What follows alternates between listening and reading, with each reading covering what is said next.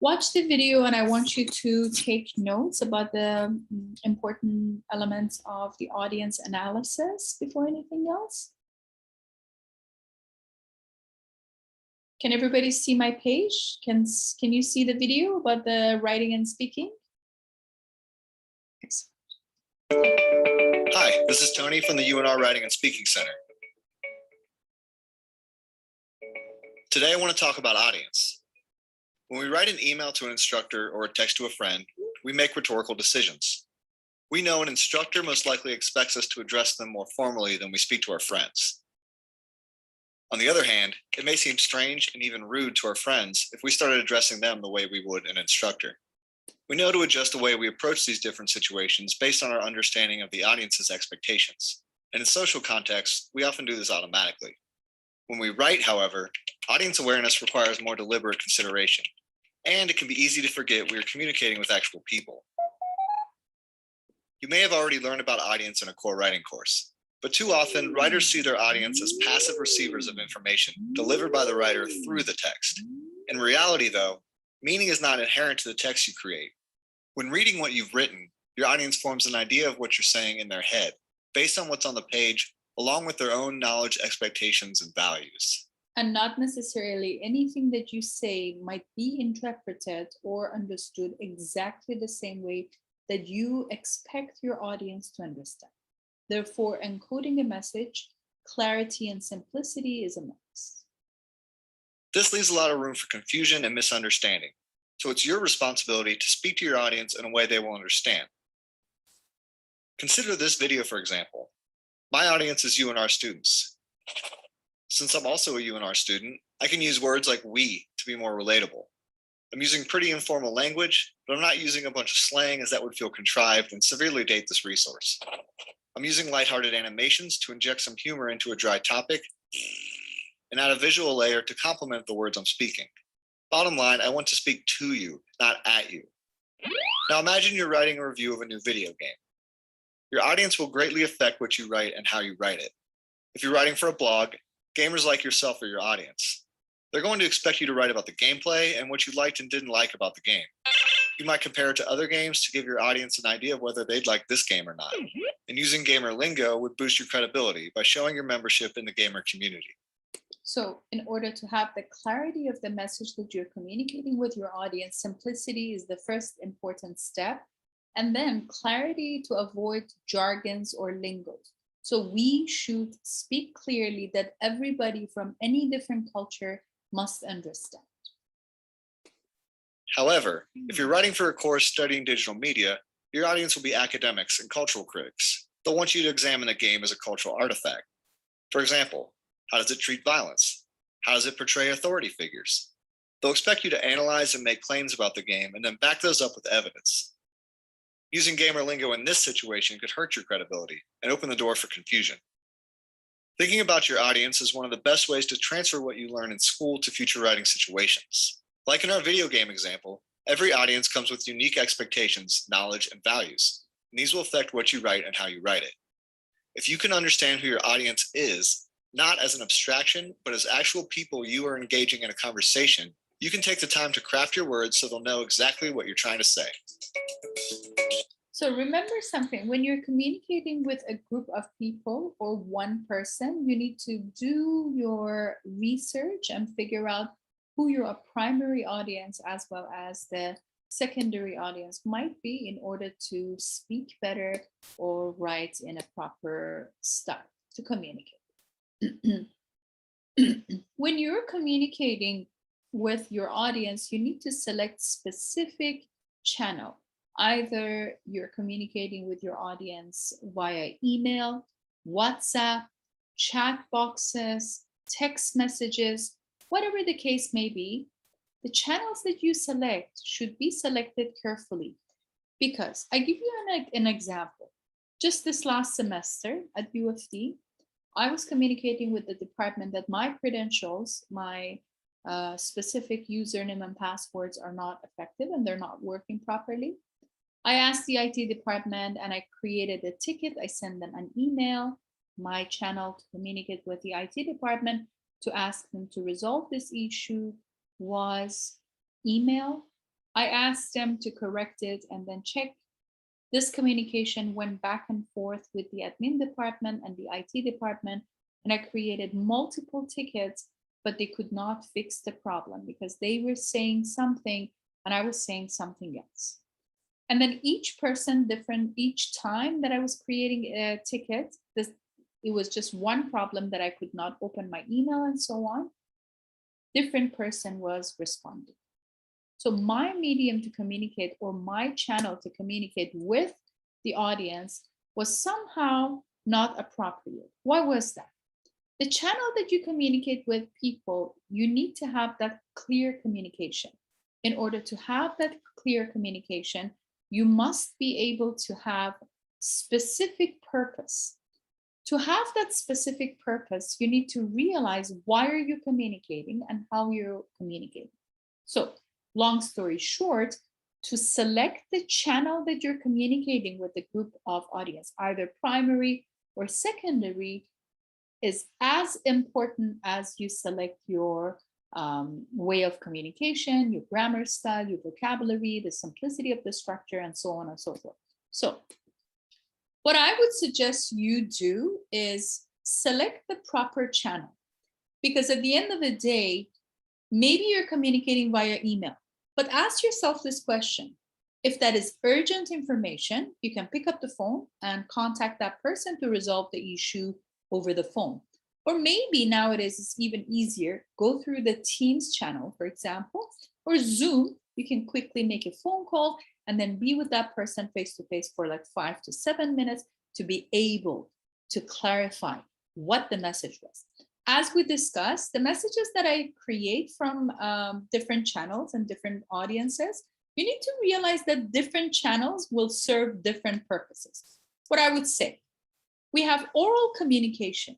Oral communication, face-to-face communication, is excellent and is immediate resolve if there is an issue. There is no misunderstanding. The body language will be clearly interpreted and immediate understanding out of that. If it is the written communication, like the issue that happened, for example, in terms of the email communication with me, I had a chance to keep the record. In business communication, it is better to keep the record. Therefore, email communication, you always have the opportunity to keep track of how you write and why you write. You need to minimize your emotional message when you're writing, because everything is a document in written communication. When it comes to presentations, and imagine that you have your professors or your instructors or your teachers are asking you to have your presentation as your final assignment, you can create graphs and create complex ideas within the content of your writing and communication.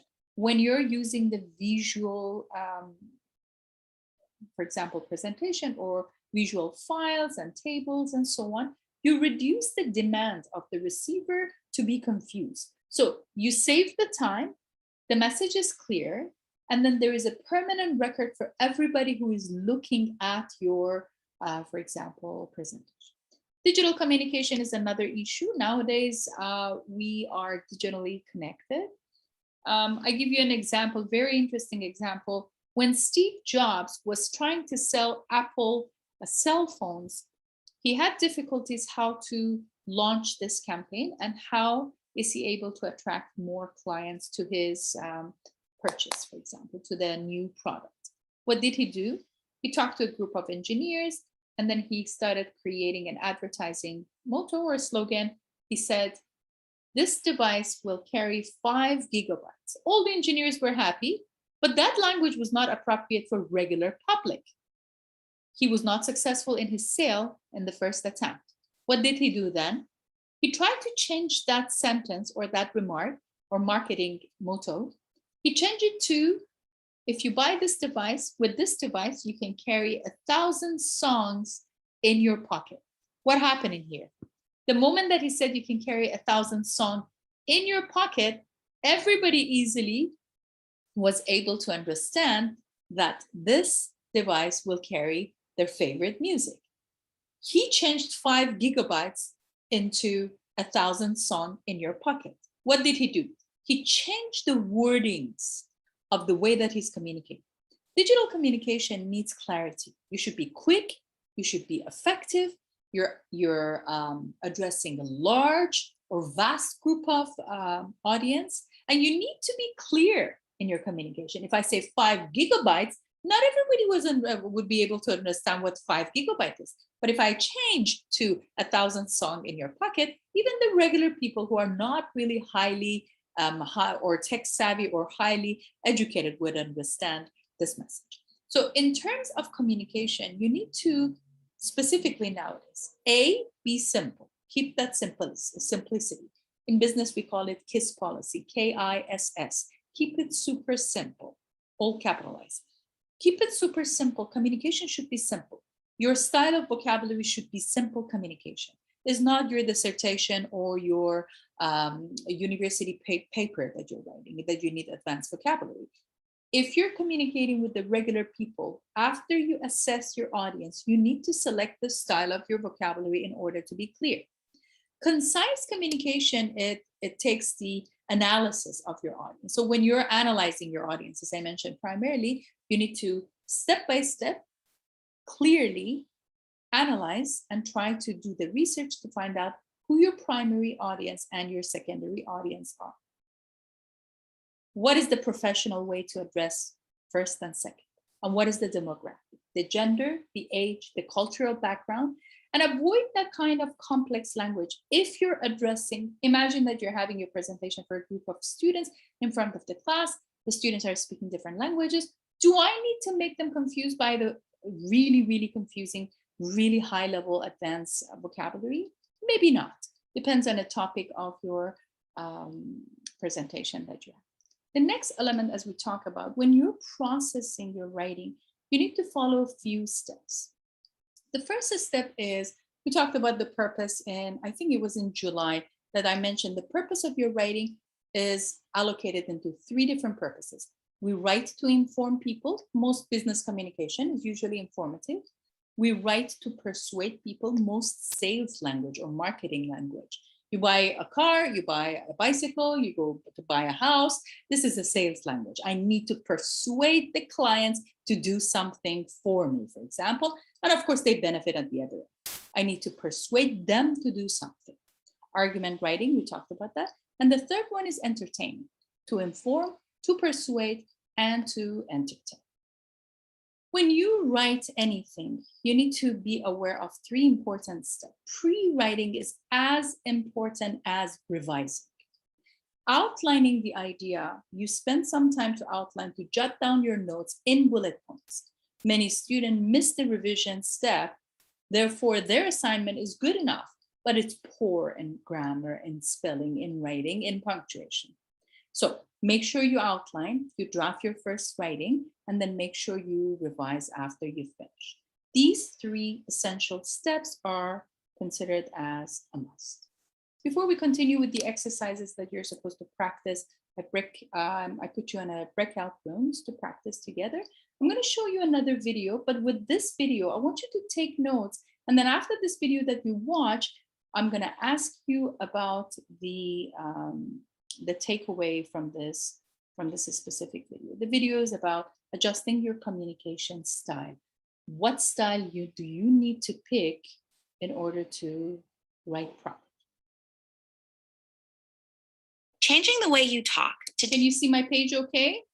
Can you see the video okay? Take notes. I need to know your takeaway after this video. Different audiences is a communication strategy intended to show empathy, build rapport, and make people feel connected. However, it can also be offensive if it's not handled with sensitivity. I'm going to share some best practices and things to avoid when adjusting your communication style. First, consider your language and word choice carefully. For example, when speaking with people in a language that isn't their primary language, try to avoid using unnecessarily complicated words. Using simple sentence structure and simplified terms will help get your ideas across and reduce misinterpretations of your content. In thinking about your word choice, you also want to avoid idioms or colloquial language. In many respects, language is local.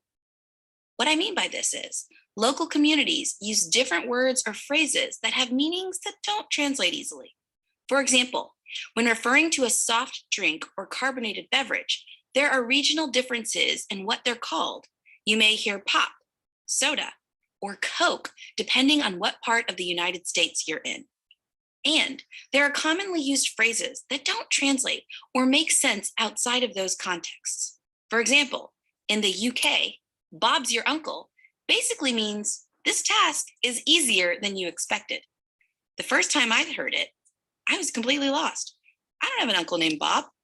You can see how this might be confusing to someone who doesn't have that context. The second tip is to ask for understanding. Don't interpret someone nodding to mean they understand what you've said, agree with you, or are going to do what you've asked. It could be that they're nodding to signal they're listening attentively to what you're saying. Instead, ask them to repeat back their understanding of what you've said. You might say something like, "So, what are your next steps?" Or, "What do you take away from this discussion?" Keeping these tips in mind will help you communicate more inclusively. Next, let's turn our attention to some things you want to avoid. First, code switching or mimicking. To a certain extent, we all do this. You wouldn't talk to a baby or puppy the same way you speak to your boss. I catch myself picking back up my Southern accent when I'm visiting family in the southern part of the United States. You might overhear bilingual people on your team speak differently to family members than they do in team meetings. This isn't an invitation to join in. It generally comes across as disrespectful when you're seen as mimicking another culture. Mirroring, or when you subconsciously replicate another person's nonverbal signals, is a slightly different version of this concept. It has been seen as an effective way to connect with and build rapport with your audience. Where you want to be careful about this, intentionally or unintentionally, is using it in a way that could be interpreted as mocking. Finally, changing your volume significantly comes across as yelling. Speaking at a super slow pace implies you don't think the receiver can process your information. Either way, suddenly changing your speech patterns can be insulting to the receiver of your message. Think about it. If someone starts yelling at you, how do you feel? If you're finding yourself speaking significantly slower or louder to members on your team, you're likely making them feel uncomfortable. Effective communication is a critical foundation of inclusive teams. For a deeper dive on techniques to communicate more inclusively, I have another course on this topic. Okay. So my first question for everybody, what is your takeaway from this video that we just watched?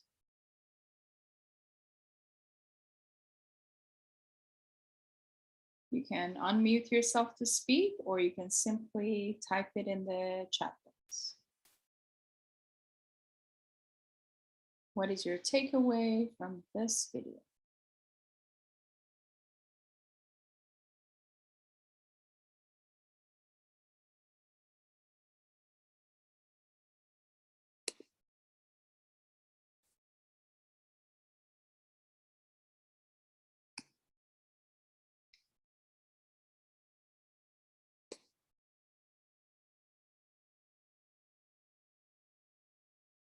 I'll give you a few minutes to process it, your takeaway from this video. We talk about the purpose and the audience, as well as the channel that you're communicating with. What is your takeaway from this video?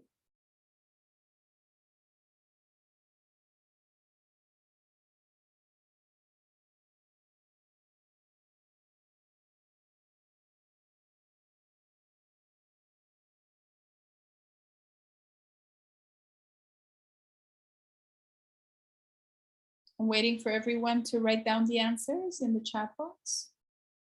I want everyone to participate. Liana, Melwin, Selena, Sophie, Angela. Thank you, Nelwyn. The details of an individual's speech matters and greatly impact the interpretation of the audience. Complex. Yes, very complex. That's very true. And thank you.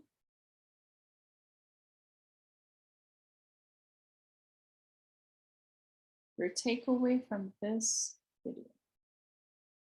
Your interpretation, because that was the message that you heard. But what is your takeaway? When communicating with different types of people, they might not always understand what you're saying. You have to be very careful on how the words or things, depending on the audience. Yes, exactly. You have to be very careful on creating how your words. So you have a fragment, Angela, the last sentence. You have to be very careful on how to create your words, how you word things. Now I got it. How you word things. How that's true. How you verbalize your words depending on your audience. Correct. Thank you, Angela. I'm waiting for everybody else.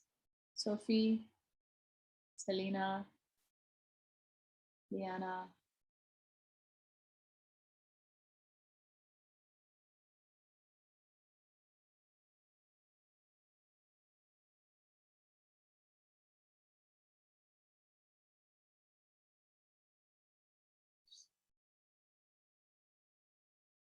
What is your takeaway from this video that we watched? Momentarily, I'm going to put you in a breakout room and I want you to discuss a not very strong memo. I give you a memo. It is written in a really, really messy way. And I want you to talk about what's wrong with it. Selena, it is important to make sure that everyone understand and use simple language. That's right. Individual communication also needs to be handled carefully. Yes, that's absolutely correct. Like I cannot use lingos, I cannot use jargons. I have to keep it simple, and I have to be aware of my volume. I have to avoid unnecessary complex jargons as well. Good. What I'm going to share right now in the chat box, I want everybody to download this file that I'm sharing. This file is a memo. This exercise is called message analysis. I'm going to open this that you can see, everybody can see in here. I'm going to review that with you, but I want you to download the file. This is a memo. It is written by someone. It is written to everybody in the department, to, from, date, and subject. The subject is about the expenditure guideline. The memo is read as, after careful deliberation, I have determined it is necessary to begin the initial steps of a financial stewardship program that carries University of Ontario, through what appears to be a 2-year cycle of the severe shortfall in government funding. Beginning today, the following actions are being implemented in order to address the projected reductions in our government aid for the remainder of this year and next year. There are 3 elements. Only purchases needed to operate the university should be made so that we can begin saving to reduce the impact of the budget reductions. The second point, is requests for out-of-province travel will require approval from the executive committee to ensure that only necessary institutional travel occurs. The third point is purchases, including in-province travel and budget transfers, will require the appropriate vice presidential approval. Please understand that we are taking these prudent steps to create saving that will allow you, Ontario, to reduce the impact of the projected government cuts. Thank you for your cooperation. Your job with your teammates. I'm going to put you in a breakout room momentarily. You need to read this case study and you need to answer this question based on the channel, purpose, and the audience that we just learned how important they are. You need to figure out, based on what we have read on audience and purpose, what are your thoughts on this memo, the content and format? We talk about concision, we talk about simplicity, we talk about avoid the language, we talk about tone. In July and August, we had enough grammar practices. The second question that you need to discuss within your team to find out the answers is, did the writer choose the best delivery channel? She wrote a memo. This is an email. Is this the best channel for the message? And the third question is, are there any places you believe that the writer could be more clear? I give you 20 to 30 minutes. I put you in a breakout room. I send you the file. Can everybody confirm if you received the file? Okay, can everybody open the file? Yes, download the file, open the file, read the case study. I have to stop sharing this because when I'm sharing, I cannot create the breakout rooms. Now I'm going to create a breakout rooms. Within your breakout rooms, I'll come and check up on you. And you need to discuss the details of those 3 questions. Read the chat, read the scenario first, and then create 2 breakout rooms. I think we have enough members for Selena, Liana, and Sophie. You're going to be in room 1. Angela, Nelwyn, you're going to be in room 2. I put you in a breakout room. Download the file that I sent it in the chat box, and then start analyzing it, and then try to correct the sentence structure and find the errors and problems within the sentences. Check the time with me, 4:30, around 4:50 or 4:55. I'll bring you back. I'll come and check up on your room chats sporadically within the team, and you can ask questions. Any question before I put you in a breakout room? Enjoy.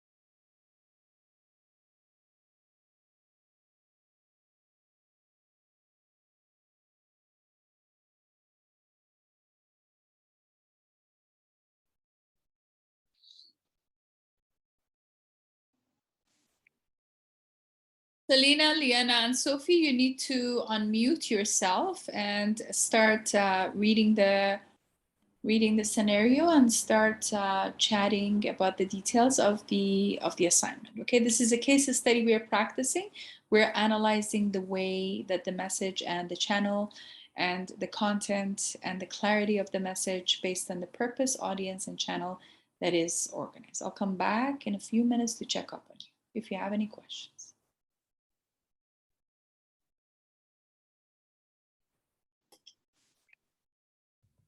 Angela and Milwin, after reading your case study, you need to analyze the details of those questions, and you need to figure out together. It's not individual practices. You're in a room that you need to discuss the details, and I'll come back and check up on you in a few minutes. Okay? Okay. Could you open the file, okay, Angela and Nelwyn, with no problem? Yep. Excellent. Thank you.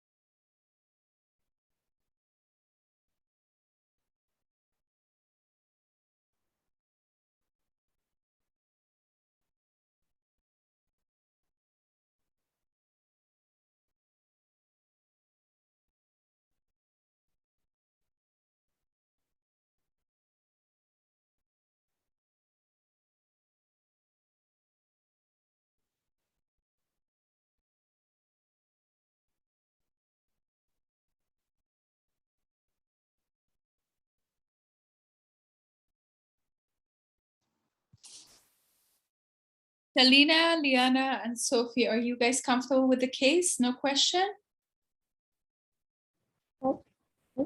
Okay. Okay, thank you. Thank you very much.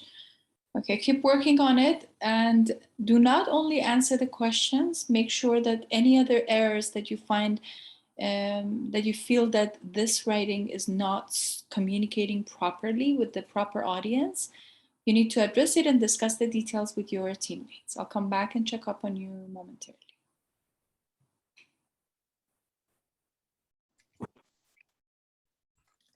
Angela and Nelvin, do you have any question based on the case study that you're practicing? No. No. So you answer all those three questions at the same time. You need to think about the purpose, channel, and the audience, and any other way that you feel that this communication that is done in that memo can improve in a better way. You can address it and discuss it together. I'll come back and check up on you momentarily. Okay.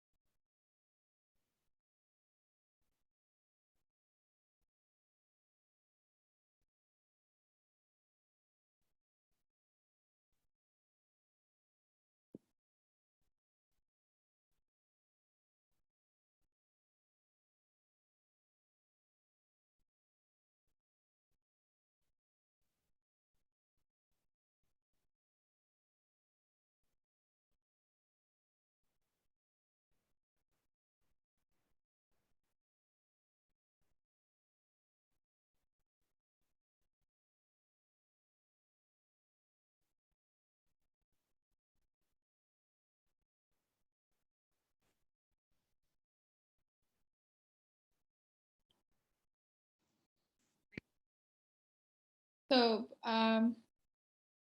Sophie, Selena, and Liana, how far are you in your case study practice? We were just discussing question 2. Okay, good. Thank you. Good. Angela and Nilwin, how far are you in case study discussion question? We're done all the questions. Yep. Okay. You're faster than the other team. Okay, good. So just try to think about it this way. You discuss the questions and you analyze the memo. You figured out what are some of those gaps or some of those issues in the writing. Can you see other issues? I give you a few more minutes because we're still waiting for the other students to wrap up. Okay, maybe a couple of more minutes. All right. Okay. Okay. Thank you. Thank you. Thank you.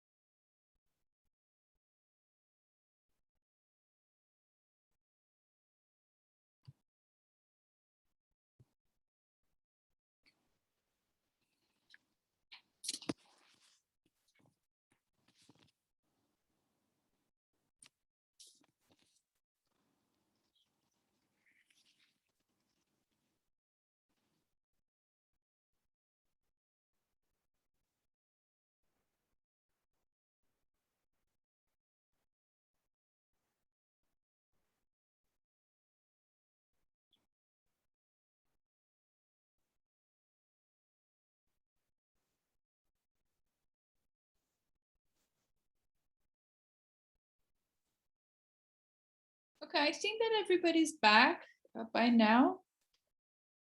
Can you see my page? What we're going to do, we have the scenario, and I asked you to discuss the details of how exactly this memo can be written in a proper way. And I need you to share your thoughts in the chat box or unmute yourself. Both ways would work with me, doesn't matter. Sophie, are you disconnected? Oh, okay, it goes and comes back. Sophie, are you still here with us? Can you hear me?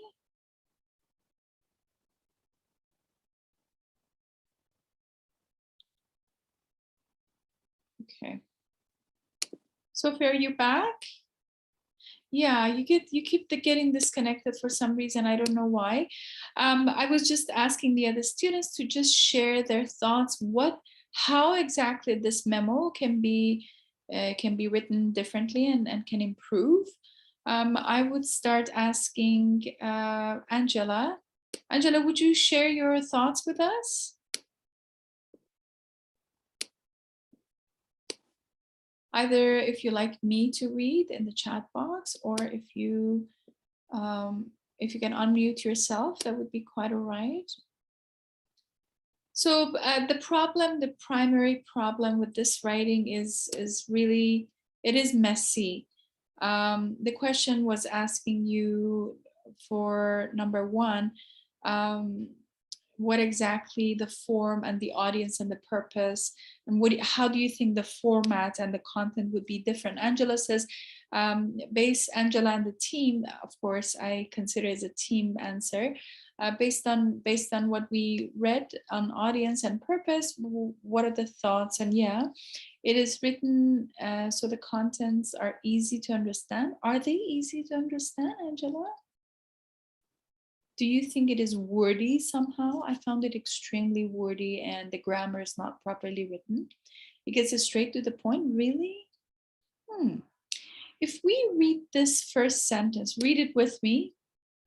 Only purchases needed to operate that the university should be made so that we can begin saving to reduce the impact of the budget reduction. Can she say limit the budget?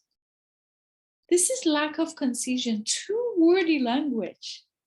She could have said bullet point number one, limit the budget, with 3 words only. So there is lack of concision. And then how about group 2? Group 2, can you add your ideas? I'm reading them. For question number 2, Angela said that the best channel, it is the email, is it? Because she sent the email to all employees. The information in the memo is about the budget. Do they need to know everybody, all the employee, or only the budget department, HR department? So this information is somewhat not supposed to be sent to all employee. And look at the date. January 1st is a holiday. The time that she's communicating is awkward. And of course, the subject line that she's writing it down. So how about team 2? Can you, sorry, team 1 wrote it. Okay, team 2. Nilwyn, can you write down your answer and tell me if you have any other further information? For question number 1, in terms of the audience and the purpose, I would suggest that the audience of this should not be all employees. It should be directed to the senior officials because they're talking about money that approves the budgets, and the information that is shared with all employees, it might make a mess. And how about group 2? I'm still waiting to hear the group 2. I only see Angela is sharing the answer. Thank you, Angela, for your hard work. Can the other team send the answers, please? Angela, also for the 3rd question, she mentioned that it shouldn't be acronyms writing when we're talking in formal writing. Instead of U Ontario, it should be University of Ontario. Thank you very much. That is correct. The language is very much mechanical. And it sounds obnoxious, like very arrogant. It seems like the AI created this email. You remember that we talk about connect, then lead. You need to empathize with your audience. You need to connect with your audience emotionally before you communicate. There's no emotion in here, and the writing is so dull, basically. For question number 2, as it said, like the best delivery. If I were the author, I would definitely face-to-face have a meeting with the group that I need to mention all these 3 bullet points. I wouldn't write an email because it is confusing. And the time of the email writing is January 1st, which is a holiday, is a new year. And then for the 3rd question that it said, how do you think that it can be clear? Lack of concision. So the writing is not properly supposedly to be written. After the break time that I give you in here, we're going to start practicing better writing in class. Each session we work on different topics, and I want you to save that file. Every session we do it differently, and then you write down your answers on Google Doc. It is also saying the out of office, like the province, the distinction with the traveling, and the table would help. Like if it is the table graph that is created, it is better than just the words that is creating.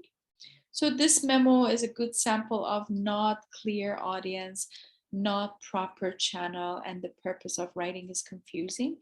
Needless to emphasize the specific way of writing in lack of clarity and lack of concision.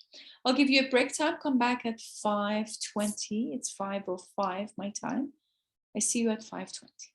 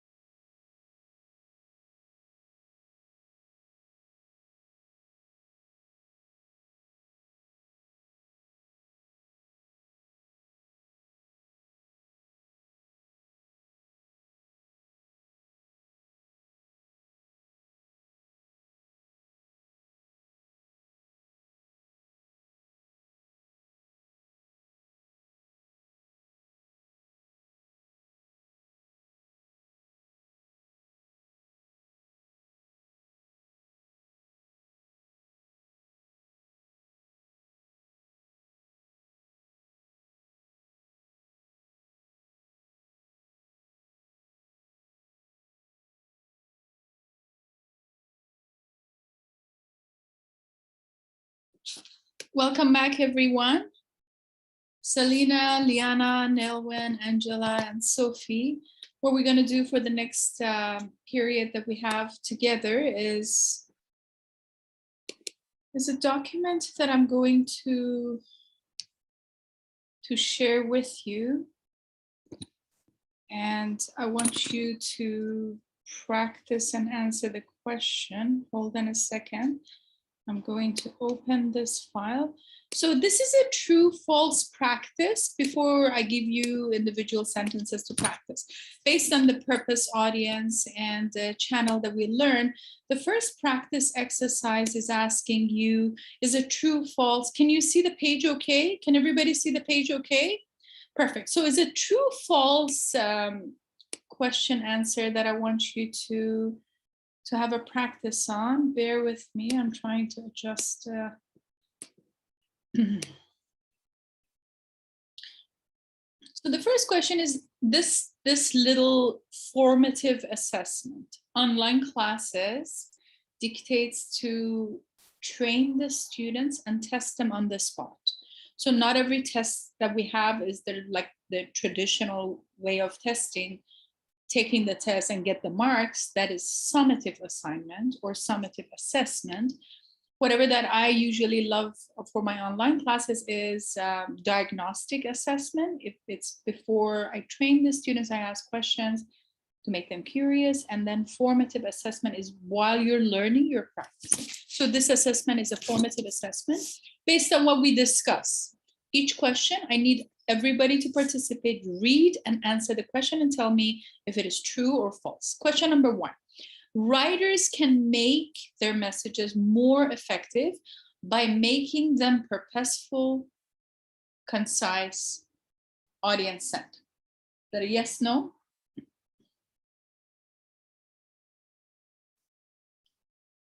I want everybody to participate. Thank you, Nilwen.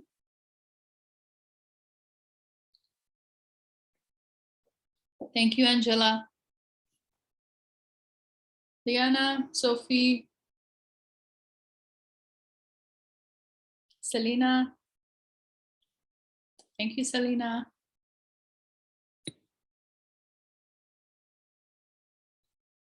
Thank you, Liana. Sophie, are you still with us? You keep getting disconnected. Your network is a little wobbly, I guess. Yes, Sophie, thank you. Yes, it is true. The writer should write down with a correct and clear purpose, not just to avoid wordy language, and be aware of the audience. Question number 2, for a message to be effective, its purpose and its audience must complement each other. True, false. Thank you, Angela, Nilwen, thank you. Selena, thank you. Common sense, you see that? These formative assessments are very much common sense. Thank you, Selena. Sophie, Liana. Number 2.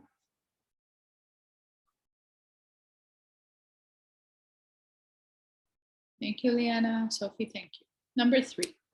It is true. Number 2, it is true. Number 1, it is true. Number 3, it is not necessary to gauge an audience's level of understanding to prepare an effective message. It is definitely false. We need to know the age, the gender, the academic background a little bit. I cannot use some kind of very higher level advanced vocabulary if I'm addressing non-academic audience. Question number 4. If your audience will be displeased with your message, you should use an indirect approach when delivering it. What do you think?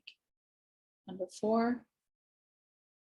False. We never use the indirect one. Yes, we should definitely approach never implicit, but always explicit. We always directly address the message. And if it doesn't work, we definitely change the way that we are discussing, but not in an indirect way. It should be direct. Question number 5, making an outline before you begin to write adds to the time it takes to create an effective message? Yes, absolutely. It doesn't add to the time somewhat because it is a part of the process. But obviously, an outline and revision, because it is embedded within the process of your message writing, it's time consuming a little bit, but is a part of the time that you create your message. The second group of exercise is multiple choice. What is the best communication channel for the following situations? You want to persuade a colleague to apply for an open sales position in the territory that you manage.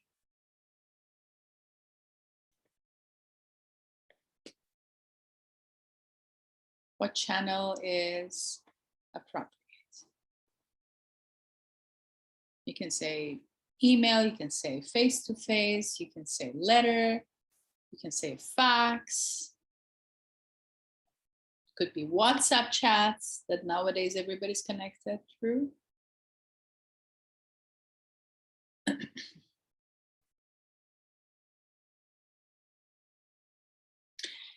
I agree with the first one. If you want to persuade someone to apply for an open sales position, face-to-face is the best one. Writing, it might be confusing and not many people would be out of their patience level. You need to update your manager on the result of the sales presentation on a new client. What do you use? What kind of channel do you use? Yes, in person, it might work, but it is better to be email. It is more professional and so on. Thank you. Last one, as a travel agent, you need to contact hundreds of clients and tell them that an increase in fuel costs will force a cruise line to increase its fees. What do you say? Yes, definitely email, because A, there are many people that you're addressing. B is a policy. You need to keep the document on your end. Therefore, it is better to write to be able to do that. The next question is giving you a short scenario. Andrea, who answers customer service, calls for an insurance company, is preparing an email message to her supervisor requesting that she transferred to the accounting department. Who is her primary audience? Read that again. Process. Take it all in.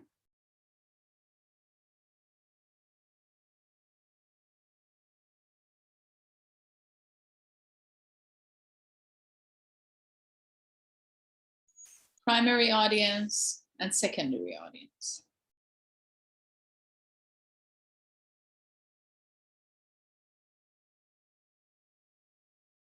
Primary audience is the direct person, the first person that you're communicating with. Secondary audience is the audience that is getting affected by the message that you're creating. Primary audience is the supervisor, correct? And the secondary audience? Good work, Angela. Secondary audience? Can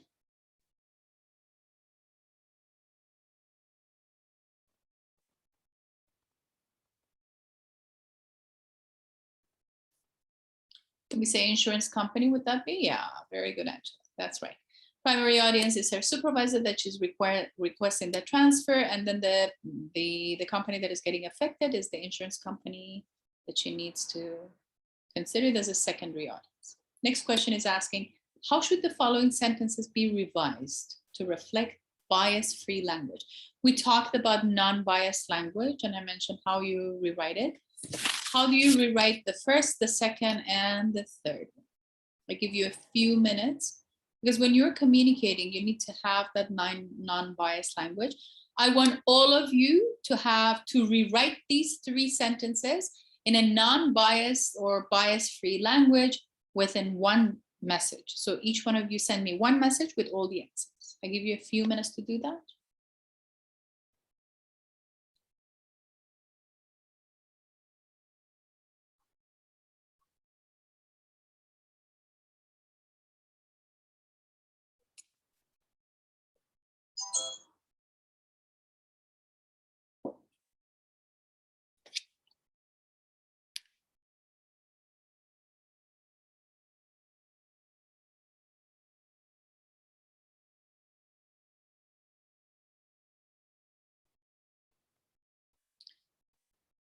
Yes, for the first one, we say the doctor studied the chart. Very good. For the second one, we say the workers removed the shattered glass. And for the third one, we say specific employees who are working on the airplane are considered as stewardess or steward, but those are, we call it sexist language, so they're biased. Instead, we need to change the employee to another word, Melvin. The new word for the people who are serving people food on the airplane is flight attendant. We don't call them steward or stewardess anymore. It's an old-fashioned vocabulary. We call it flight attendant. So the flight attendant closed the emergency door. Studied the chart, workplace removed the study, and the flight attendant, very good, yes. I want everybody else to participate. Only Angela and Melvin has been actively participating in the last little while. Selena, Liana, and Sophie, please. Sophie, your connection is okay, I hope. The last sentence you need to practice. How should the following sentence be revised to become professional writing? I'll give you a few minutes. I want everybody's answer. Take your time.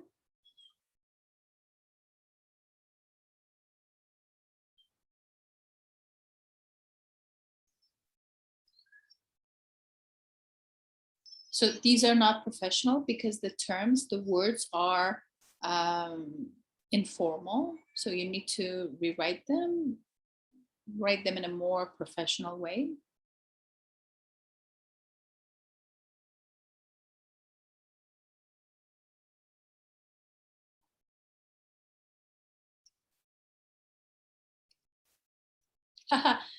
Yeah, Sophie, hang loose until I get back to you. It means be patient or stay tuned, for example. Wait till I get back to you. Yes, exactly the same as Bob is your uncle, right?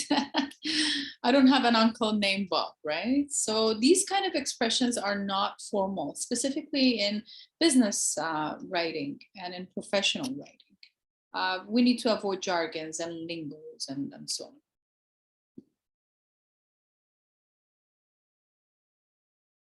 But do we really say relax in professional writing? Relax until I get back to you. He kept calm during the crisis. Yes, number 2, I agree with that. She ran out of gas at the end of the speech. She was out of breath at the end of speech is okay. Yeah, that's yeah. The third one might work, Melvin. Thank you. Why don't you try the first one again? I'm still waiting for the rest of you to participate.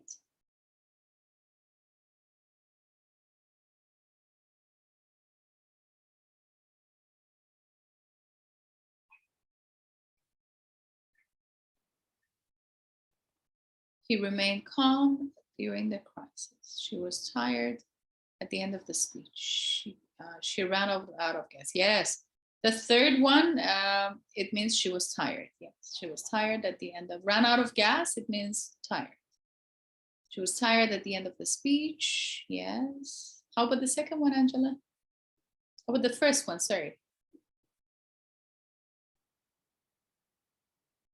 These are basically informal speech content.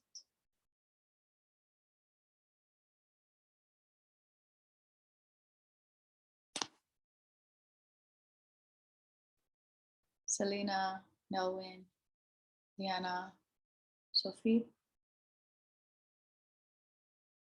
And Angela, I wait for the next one. Melvin, refrain yourself until I get back to you. Yes, very good, very good. Selena, please wait patiently for my reply. He stayed calm during the incident. She was exhausted after the speech. Good work, Selena. Very, very easy to comprehend. Be patient until I get back to you. Angela, yes, that's good as well. Thank you.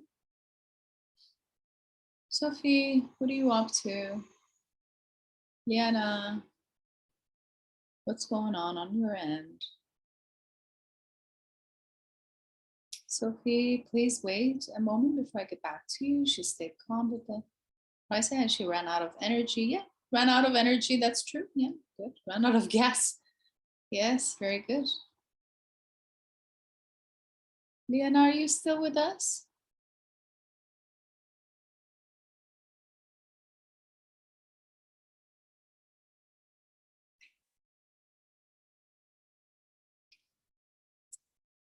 Yes, Liana, doesn't matter if your answers are similar to everybody else because this is the same exercise that everybody's formatively practicing.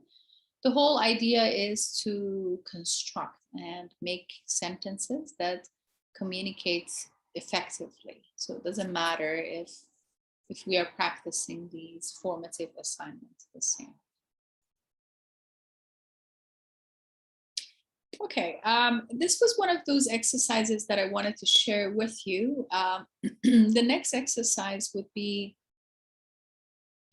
bear with me, I'm going to share my page with you momentarily.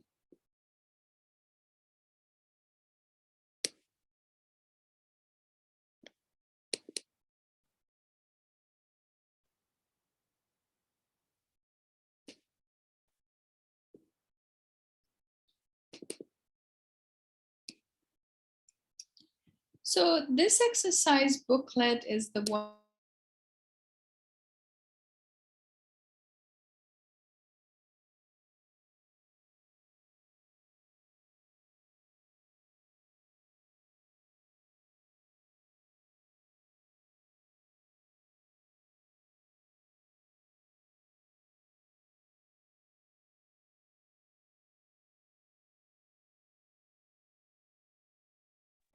Oh, wow. How did I get muted? Wow.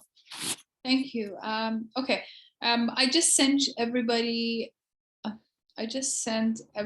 a file and I want you to open that file that I sent you in the chat box. Make sure that you save it on your computer. If you cannot open it on its own, because some PDF files through Zoom cannot get open. Once you save it, you can open it. When you open it, this is the page that you are able to see. We're going to have practices, but have this document with you because we will practice this booklet throughout the course of this semester. The whole idea is we need to have that plain language, not complicated language. And I want you to have that principle of the plain language when you're speaking to clearly communicate. The first exercise that you have, I think we have enough time to do one of these exercises. I'll go on the content or the preface. We work on the information collection, definition, applicability of the words. We talk about who may decide appeal. We talk about finality of the decision. We talk about the administrative decision, action, appealing, the statements of reason. So any kind of type of writing that we need to rewrite, we need to work around it to improve them. There are different topical lessons, I would say.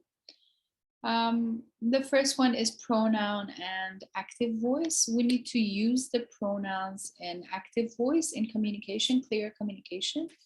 There are some other techniques that once you're doing it, we will work together.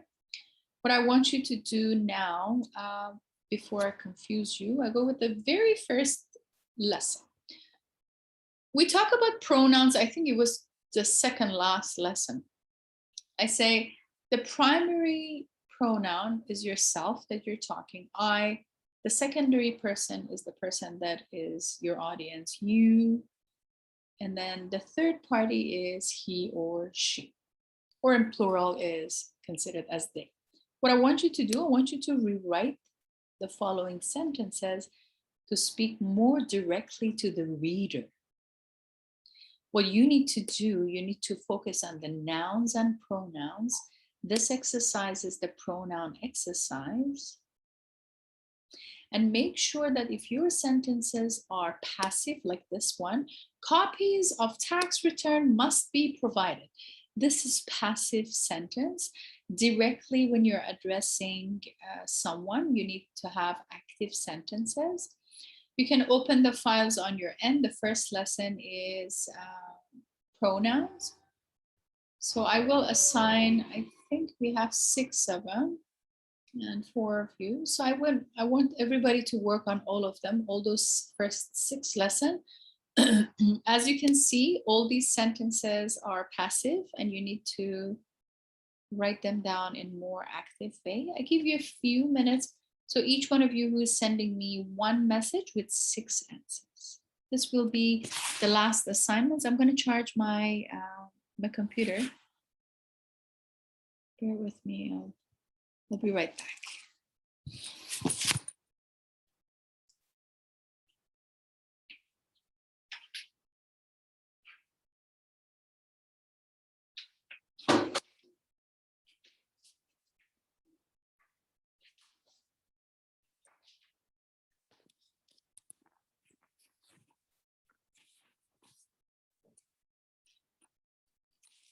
So with this exercise, you will learn how you need to revise your own not very direct communication in any kind of content that you have. At times, we might need to have passive sentences, mostly in report writing. I use passive sentences in 3 different reasons, for 3 different reasons. If I don't want to say who did the action, I don't care who did the action, or I don't know who did the action. Usually that is the report language. Other than that, if I use passive, it's going to be very vague and very not clear communication. So what I want you to do, I want you to work on these 6 sentences. It's a PDF file, you cannot type on it. So type the answers in the chat box and I will read. Open the chat box. I want each one of you to send me 1 message with 6 answers. You can simply change the verbs or change the tones, would be fine.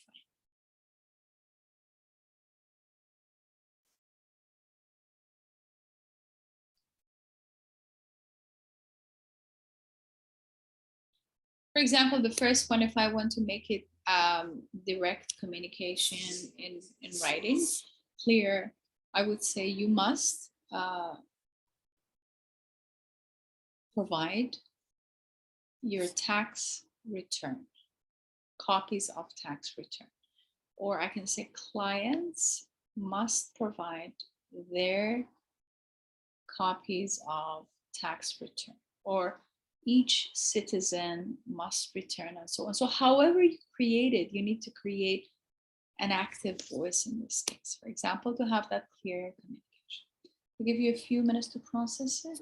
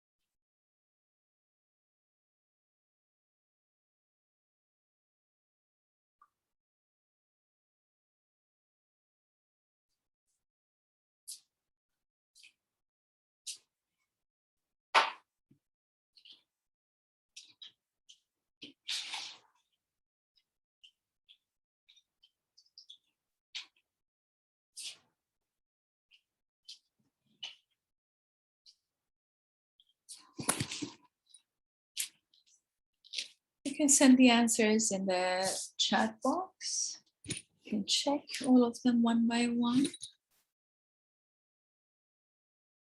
If you'd like, I can assign you to just save the time, maybe number 1 and 2, Selena, number 3, Liana, number 4, Angela, Number 5, Nilwen. Number 6, Sophie. Sentences are getting a little bit longer.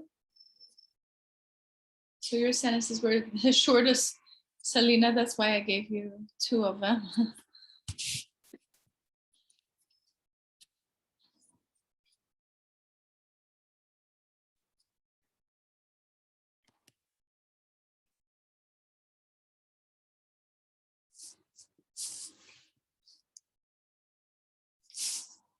Do I have anyone in this class who is not following what exactly we're doing?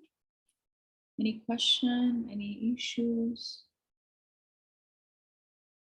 Thank you, Selena. Selena, for number 1, said each person must provide a copy of the tax return to ensure number 2, to ensure everyone followed the procedure. I would say to ensure everyone following the procedure. We will be reviewing loan applications. Loan application will be reviewed to ensure the procedure has been followed. To ensure, can you rewrite number 2, Selena? I don't want to spoil the exercise. There is a lapse in the grammar. To ensure everyone followed is not correct grammatically, because the second sentence is in the future and the meaning is not aligned. Angela, number 4, the application will be primary source of information on circumstances for, number 4, the application will be the primary source of information regarding his or her circumstances for the purpose of determining eligibility and needs. In terms of on circumstances of determining eligibility and needs. Can I change uncircumstance? Change the word, Angela, Nelwyn. Number 5, to establish eligibility for a voucher, an applicant must show the applicant has a low income and the present housing of the applicant is a standard okay, Nelwyn. You must show that you have a low income and the present housing is substandard and inadequate to establish eligibility for a voucher. Yes, that's very simple and very clear. Liana, I'm not sure how to phrase the third one. For number 3, dietary patterns. Can everyone try number 3 together? Everybody. Dietary patterns consistent with recommended dietary guidance are associated with the lower risk of mortality among individuals aged 45 to older in the United States.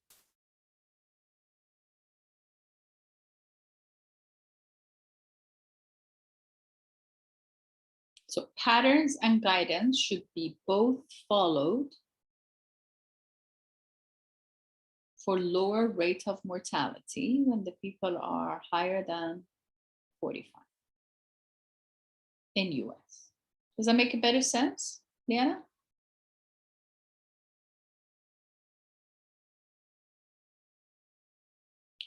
Number 2, to ensure everyone is following the. If you write it like this, Selena, I would say to ensure everyone who is following. Because you eliminated who, you need to eliminate is. To ensure everyone following the procedure, we call it short relative clause. To ensure everyone following. So the longest sentence would be to ensure everyone who is following. You eliminate who, you eliminate is. That's a short adjective clause. We call it somewhat of the short relative pronoun. Then you say following the procedure. You don't need is. Grammatically, is still off. Liana, if you're in the United States and 45 years or older, recommended dietary guidance are associated with the lower risk of. Bravo! Excellent, Liana. You nailed it. Yes, I'm impressed. Because the whole point of talking about the dietary patterns and then the recommended dietary and so on. Good work. Sophie, what's up with you?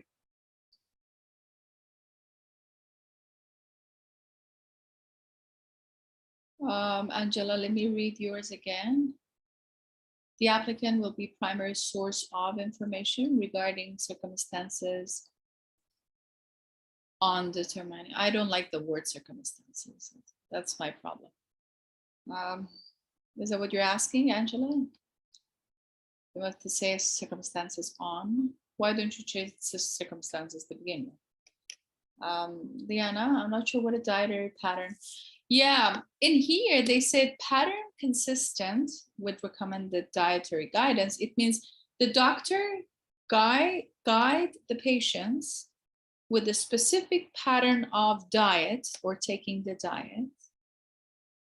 So it means the guidance of the doctor based on the specific pattern. That is the meaning of guidance. Oh, wow, that is the challenge. Okay, so everybody works on sentence number 6. Sophie was just asking that everybody joins her part of the story. Let's work together. Easy access to information and resources concerning long-term care issues for seniors and the disabled has been made available on a new website developed by the County Department of Community and Senior Services. So there's a kind of information bank for long-term issues that is addressing seniors and disabled people. It is available on the website, and that is developed by the County Department of the Community and Service Center. Does that make sense, Sophie? You feel better?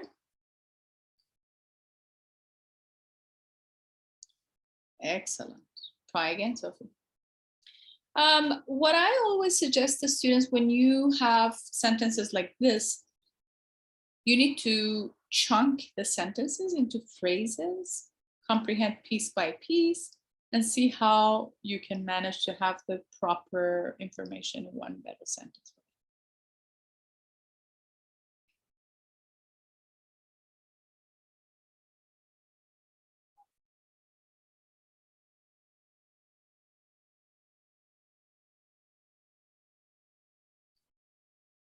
So the way that I'm assessing you and testing you every session, it's called formative assessment.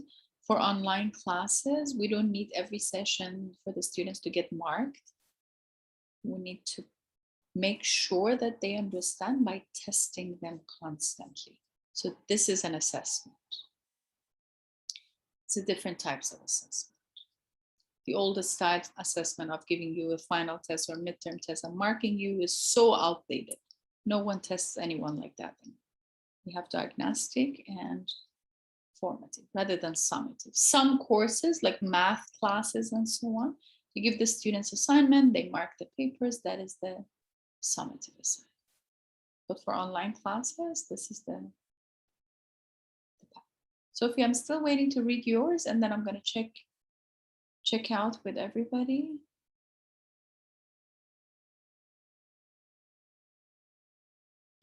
I can say County Department of Community and Senior Services developed a website, a new website for seniors and disabled to have an easy access to information of long-term care. Does that make sense, Sophie? Now you feel like, it is easy. So when the sentences are very long, try to locate subject, verb, object, read in chunk, like piece by piece, not to miss any information. You don't add any information, you don't subtract any information. We're almost close to the end of the session. While we're waiting for Sophie to send her sentence, I'm going to check out with you. Nelwyn, question, concern? Yes, Sophie, go ahead. Oh, wow, you wrote and you deleted. I'm sorry. Don't worry, no rush. We still have time. Angela, any question, any feedback? I don't have any questions, but my feedback is that I need to work on make rewording sentences and passages to speak more directly to the reader. Absolutely. And this booklet that I send it through the chat box with you, save it on your computer, because each session we're going to come back to it with a new lesson. You'll ace it soon. Thank you. Selena, any question, any feedback? I don't have any questions, and I think I also need to work on rephrasing sentences. Perfect. Thank you. Liana, any question, any feedback?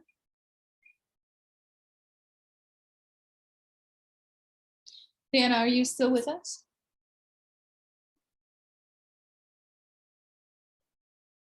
Liana? Melvin, any question, any feedback? I don't have any questions, and I also believe that I have to work on rephrasing the sentences. Yes, yes, yes. By these exercises, formative assessments, you become stronger in revising and proofreading your own writing. Thank you, Sophie. I'm going to read your answer. Don't worry. Sophie, any question, any feedback? Okay. So for the last question, Sophie, my version would be the County Department of Community and Senior Services developed a new website for seniors and disabled individuals to access information and resources of long-term care easily. Thank you, Liana. Okay, perfect. Enjoy the rest of your day, and I'll see you next week. You did great work today. Thank you very much, everyone. Bye. Bye. Bye.